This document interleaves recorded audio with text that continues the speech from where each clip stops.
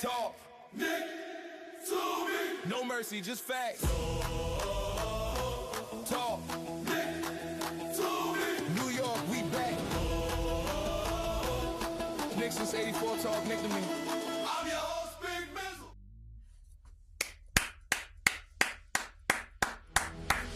Mizal. Talk Knick to me, baby, huh? Talk Knick to me, baby.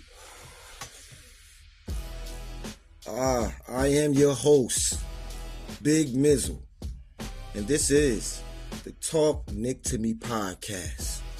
Yeah, Knick fan since 84. I done lived through the pain, the hope, the maybe next year, the false dawns. All of it. So yeah, I earned the right to have these opinions. These ain't for casuals. This ain't for people who get sensitive when somebody keeps it real. We talk hoops. We talk identity. We talk effort. And we talk accountability. No mercy. No facts. Let's get it. Yeah. What's good, everybody? Again, this is the Talk Knick to Me podcast. And I am your host, Big Mizal. And this is episode 16. Yeah. MVP night in New York. That was a game. That was a game. That was a game. And that wasn't just a win. That was a trial. Huh? That was a trial. Let me frame it right. That wasn't your normal regular season win. Huh? That right there may have been the best win of the season. The best win of the season. Huh? Talk Knick to me. That was New York going 8 straight in a double overtime knife fight in a back-to-back against the Denver Nuggets, featuring what some say is the best player in the world in Nikola Jokić and a real closer in Jamal Murray. 2 All-Stars going up against 2 All-Stars. And our MVP came out on top. Talk Knick to me, baby. Huh? If this game didn't elevate Mr. Clutch, JB, our captain, to number 1 or number 2 in the MVP conversation, then it's all biased and it's all rigged. Huh? This is coming off the heels of a back-to-back. Off the heels of a back-to-back. And what I love most, the energy of this game didn't feel like random February ball. Huh? Talk Knick to me. This felt like 2 playoff teams testing each other's soul. This felt like 2 MVP candidates staking their claim. Huh? Staking their claim. Final score. The New York Knicks, 134. The Denver Nuggets, 127. In a double overtime thriller. And if you watched it, you know that number doesn't even capture the stress, the swings, the possessions, where it felt like the season was on the line. Talk Knick to me, baby. I'm so hyped. Huh? I'm so hyped. Huh? Huh? If we beat Detroit the next game, we going to the finals. Huh? Talk Knick to me, baby. Talk Knick to me, baby. I don't think Detroit ready for this pressure. I don't think Detroit ready for this pressure. Huh? I'm so hyped. Last night was a measuring stick. And the Knicks didn't just survive it, they owned it. They owned the moment, damn it. Huh? Talk Knick to me. They owned the moment. That was a real identity shift. This is what a real team looks like. This is what a real team looks like. Here's the headline. The Knicks are not winning with vibes. They are winning with winning habits. And this win tells me the identity is tightening up in real live time. They can win when it's ugly. They can win when the superstar on the other side is dictating. Huh? Did you see the passes from Jokić? Listen, they can win deep in the night when the legs are dead, when the shots are short, when the brain starts lying to you, huh? Talk Knick to me. That's not luck, people. That is conditioning and conductivity and trust. Conditioning to conductivity and trust. Huh?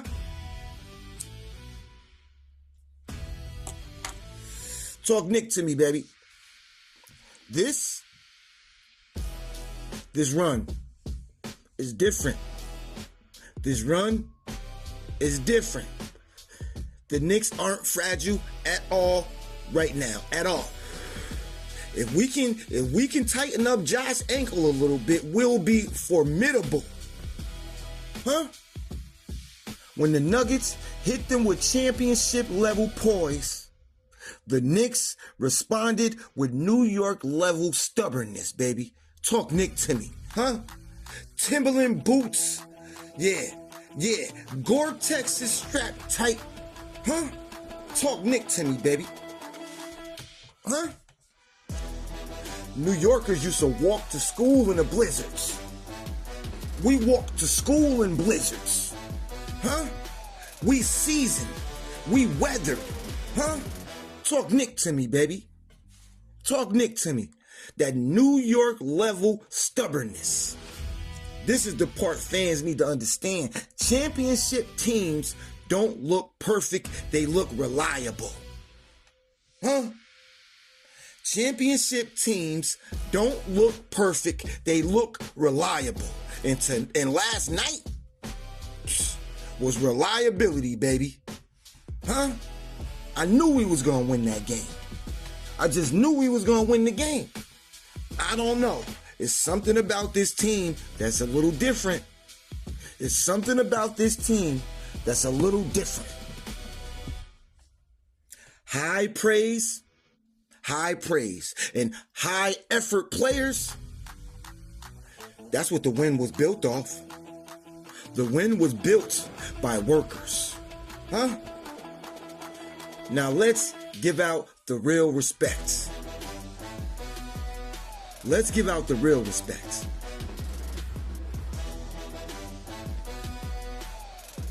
MSG isn't a building. It's a multiplier. And I don't mean that corny mecha talk. I mean it literally changes possessions. Teams watch. Teams rush. They feel like they got to answer the crowd. They overreact to runs. They take prove-it shots. You can watch. Watch it in live time. The Knicks get one stop, the noise rises. And suddenly the next possession for the opponent feels like it's happening on fast forward. Huh? That's why the Garden matters. When the Knicks are actually good, the crowd doesn't just cheer. It speeds the other team up. And when New York is disciplined, MSG becomes another weapon. It becomes the sixth player. Huh? Talk Knick to me, baby. Talk Knick to me, baby. The Talk Knick to Me player of the game was the captain. Jalen effing Brunson. Jalen effing Brunson. 42 points. 8 rebounds. 9 assists. 5 threes. That's not a hot night. That's a superstar. I am the MVP kind of night. And it wasn't empty. It was timely, baby. It was timely, baby. It was, we not losing because I'm on the floor. It was, we ain't losing this game at all. Brunson went head to head with the MVP level greatness and didn't blink once. Didn't blink once. Yeah.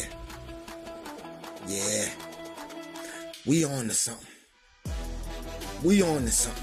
Eastern Conference, Western Conference, everybody gotta fear the Knicks. We on to something. We on to something.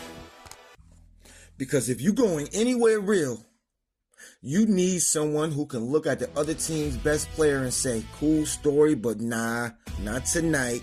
Watch this. Nah, not tonight. Watch this. And that's what JB did. Let me tell you what double overtime really is. It's not more basketball.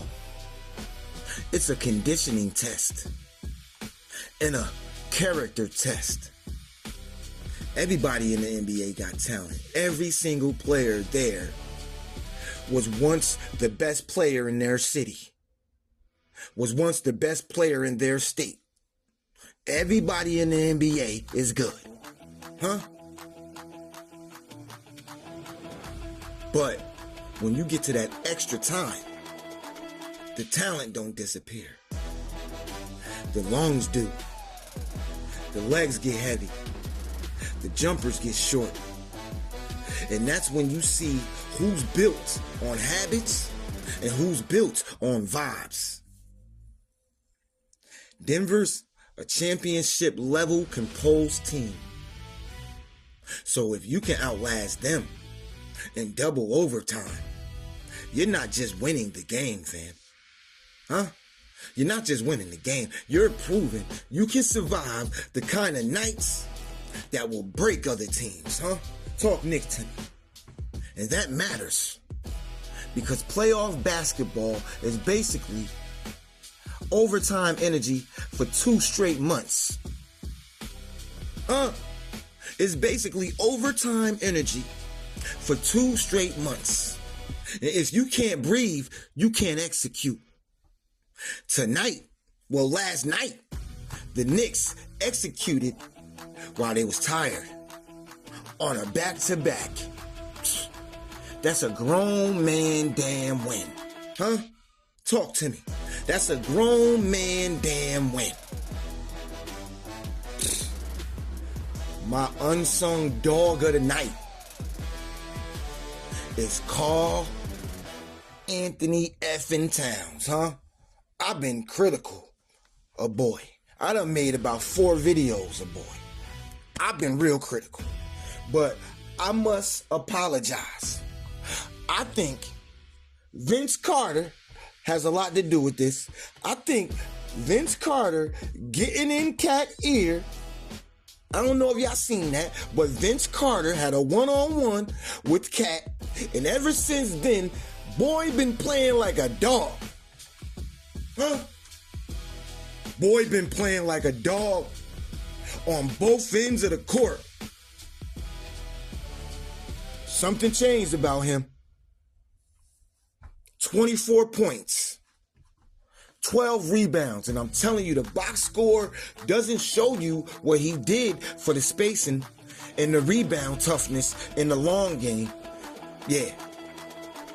People love to talk about Cat like he's just a talent, and I'm one of them people sometimes. But last night, he played like a pillar. He played like a pillar. And in games like this, big men get exposed. You either turn into targets or you turn into an anchor. And last night, Cat was an anchor, damn it. Talk Nick to me. Cat was an anchor. Huh? He making me look foolish right now. He making me look foolish, and I love it. Keep on doing it, Cat. Keep making me look foolish, baby. I'm here for all of it. I'm here for all of it. Talk Nick to me. Denver plays like a team that's already been to the mountaintop, because they have. Their calm is annoying because it's real. Jokić doesn't get rattled. Huh? Murray doesn't panic too much. They're two all-stars. They can be down, up, whatever. Same damn face, same pace. New York is the opposite right now. We playing with pressure. And pressure can be a weakness or a superpower. The question is, can you turn that pressure into precision?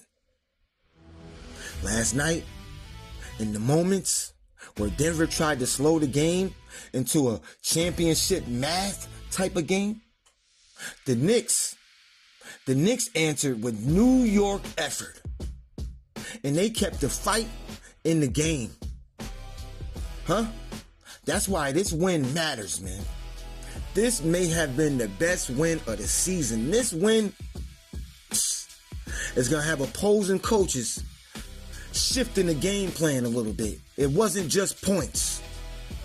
It was a clash of identities. It was a clash of identities. 2 MVPs, 2 all-stars on both sides. It was a clash of identities. Now here's where I give out I don't show up in this clip award for OG Anunoby, the seatbelt. I came up with that nickname, so if anybody try to steal it, I might have to dial up my lawyer. Huh? The seatbelt, OG Anunoby, 20 points. Yeah, he just out there doing OG, the seatbelt Anunoby things, guarding, absorbing contact, making hard shots feel normal. OG's value is this. He makes your team feel harder to beat, not prettier, harder to beat. That's a playoff trait, huh? The seatbelt, my boy, huh? OG Anunoby. The I don't show up in this clip award for the night, baby. Let's talk about why this game is going to age extremely well. Because regulation into overtime basketball is where reality shows up. That's when teams stop running cute stuff. And it becomes, who can get a good shot anyway? Who can defend without fouling anyway? Who can execute while being exhausted anyway? Denver had answers. Jokić is the ultimate problem because he makes the right play without emotion. Murray is the kind of scorer who doesn't need the game to be flown. And what the Knicks did, they didn't try to be perfect. They stayed connected. They matched physicality. They didn't fold when Denver hit tough shots. They just kept getting back to the possessions and they kept dominating. And the biggest thing, the Knicks accepted the truth of late game basketball. You don't need 10 good things. You need 2 or 3 reliable things you can repeat under stress. That reliable thing was Brunson controlling the pace and shot quality. The Knicks not panicking when the clock got loud. That's how you win double overtime games. Not with magic, with nerve. Not with magic, with nerve. Here's what I hate about MVP talk. The criteria changes based on who people already want the crown. One year, it's the best stats. Next year, it's the team record. Then, it's who's carrying more. Then, it's narrative. That's why nights like this matter. Because MVP level players don't just stack numbers. They put on performances that make the whole team look up like, oh, he's him too. And last night was one of those nights. JB put the whole league on notice last night. Jokić is obviously in the combo. But Brunson putting on a show in a double overtime classic against Denver. Talk Knick to me, baby. That's not just a good damn game. That's not just a good damn game. That's MVP type statement night. And if the voters don't say it, the league feels it, damn it. I know we all do. I know we all do. Huh? New York Knicks fans, stand up. Huh? We are led by the captain. MVP level dominance. Huh? MVP night in New York. Let's be real. Jokić put up 30, 10, and 14. God darn damn. That's MVP math for sure. Murray gave you 39. That's star behavior for sure. But the story of the night is that Brunson performance belonged in the same damn conversation. And perhaps even better, huh? Brunson stood on business. 42, 8, 9 with 5 threes. And he did it with the whole building leaning on him. He did it with the whole state leaning on him. He did it with every damn fan leaning on him. Psst. This is the part Knicks fans deserve to enjoy, damn it. We deserve to enjoy this. We watch enough eras where MSG was just a museum. Where MSG was just a museum where people came, put up numbers and left. Last night, MSG was a stage again, and our star was the leader of the table. Our star was the head, huh? And when your point guard turned a stage into his own office, that changes what seasons mean. Just crown my boy MVP. Just crown my boy MVP. Here's where I put pressure on the whole damn team. Talk Knick to me. Because this is your show. And you don't do fairy tales. This win was beautiful. This win was beautiful. But it also creates more expectations. Y'all better be ready for it. Huh? When you win a straight, you don't get to talk like an underdog anymore. When you win a straight, you start getting treated like the threat you are. This means every team circles your name on the calendar.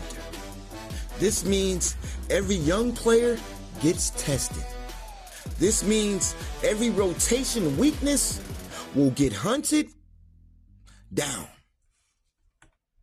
And the Knicks just showed the league that they can win in the deepest of waters in the deep end. So now what? The question becomes, can you sustain this identity when it's not on adrenaline? When it's not a random Tuesday?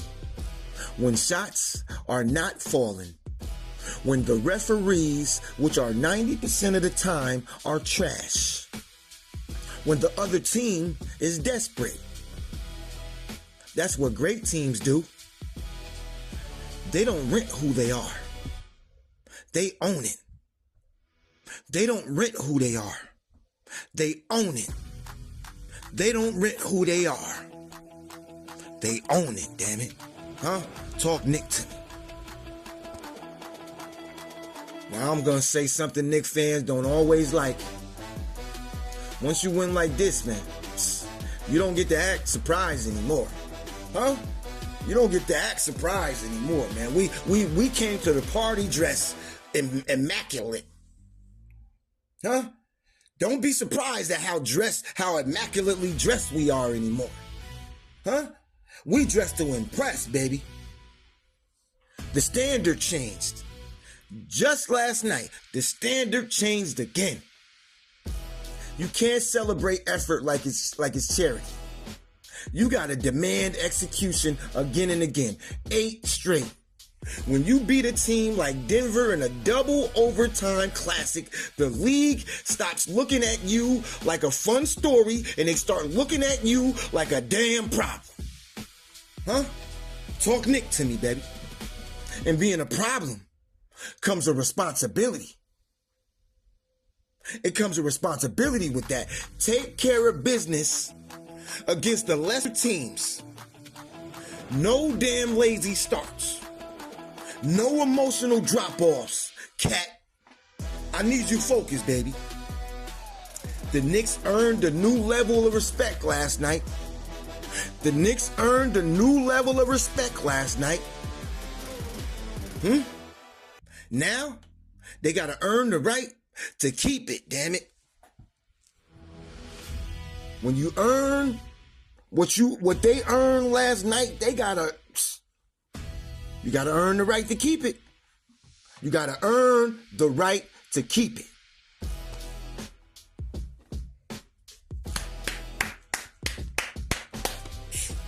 I gotta clap them up.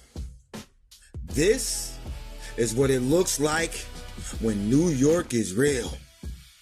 Knick fans, listen.